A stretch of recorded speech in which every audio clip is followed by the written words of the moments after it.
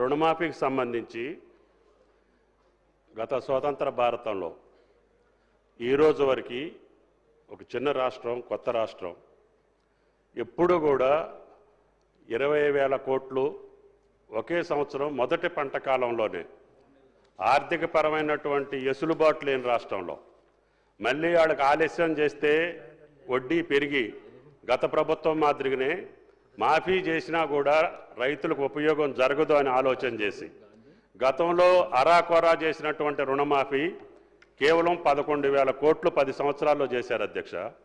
దానికి 8,560 కోట్లు పల్లా గారు రైతు బంధు నాకు తెలుసు, రైతు బంధు అధ్యక్షుడిగా నాకు తెలుసు, మీరు కూర్చోండి.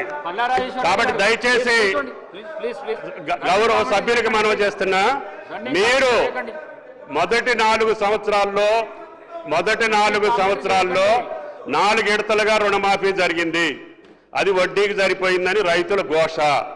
తర్వాత టర్మ్లో 5 సంవత్సరాలకి ఎన్నికల ముందు 3 నెలల ముందు మొదలుపెట్టి కేవలం 11,000 కోట్లు రిలీజ్ చేస్తే సగం మంది రైతులకు కాకపోతే ఆ భారాన్ని కూడా ఈ ప్రభుత్వమే భరాయించి ఆ ప్రభుత్వం పరిపాలించినటువంటి 5 సంవత్సరాల్లో తీసుకున్నటువంటి అప్పులు కూడా ఎంత ఉంటాయో లెక్క చేసి ప్రతి రైతుకి ఇవ్వాలనే సదుద్దేశంతో గౌరవ ముఖ్యమంత్రి గారు మొత్తాన్ని లెక్కగట్టాము.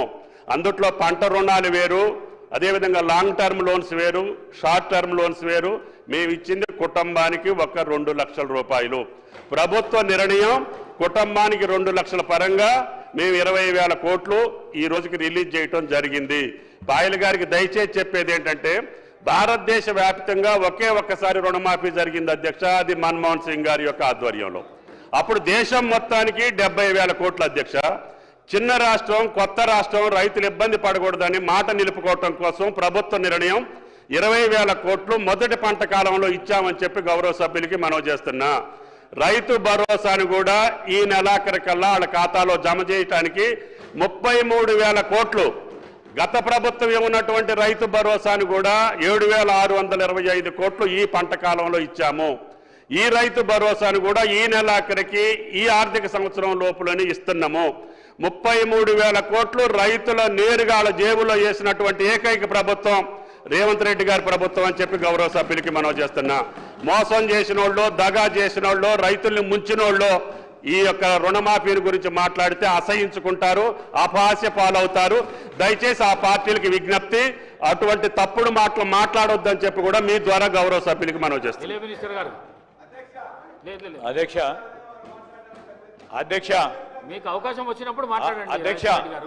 అవకాశం ఇస్తాం. అధ్యక్ష, పాయల్ శంకర్ గారికి కానీ ఇతర గౌరవ శాసనసభ్యులందరికీ మనవి చేస్తా ఉన్నా, డిమాండ్స్ నడుస్తున్నాయి అధ్యక్ష.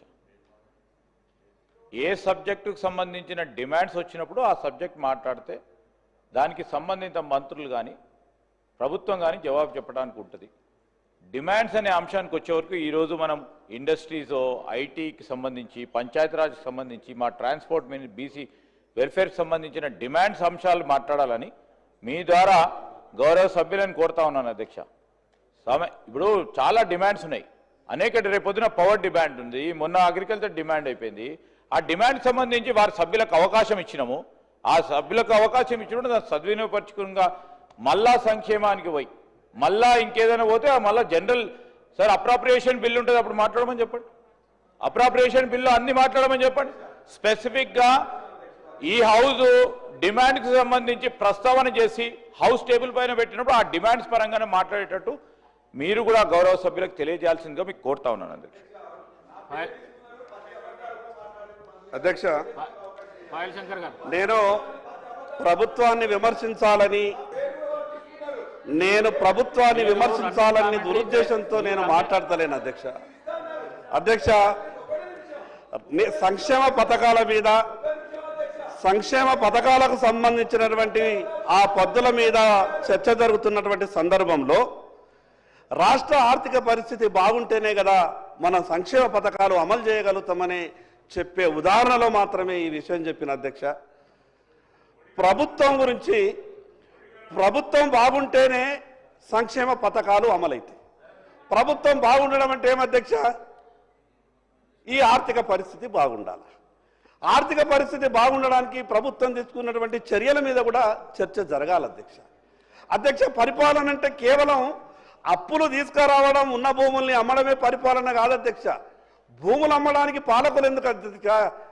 భూములు అమ్మడానికి పాలకులు అవసరం లేదు, రియల్ ఎస్టేట్ ఏజెంట్లు సరిపోతుంది. పాలకులుగా మనం ఈ రాష్ట్ర సంపదను పెంచాలా. రాష్ట్ర సంపదను పెంచిన తర్వాత ఈ రాష్ట్ర ప్రజలకు ఆర్థిక ఫలాలు పంచాలా. నేను ఎందుకు ఈ విషయం చెప్తున్నట్టు అధ్యక్ష, ఒకరోజు 96లో ఇదే హౌజ్లో ఉమ్మడి ఆంధ్రప్రదేశ్ రాష్ట్రం ఉన్నప్పుడు, పాయల్ శంకర్ గారు, ఇదే హౌజ్లో ఉమ్మడి ఆంధ్రప్రదేశ్ రాష్ట్రం ఉన్నప్పుడు పాయల్ శంకర్ గారు ప్లీజ్ మీరు డిమాండ్స్ పైనే మాట్లాడండి ప్లీజ్. మా పాయల్ శంకర్ గారు మాట్లాడుతూ ఉన్నారు.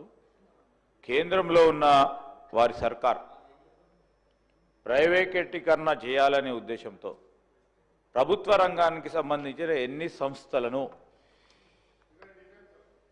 అమ్మకానికి పెట్టడం జరిగింది. ప్రైవేటైజ్ చేయడానికి ఆఖరికి డిఫెన్స్ సెక్టర్ను కూడా ప్రైవేటైజ్ చేస్తూ ఉన్నారు. ఎల్ఐసికి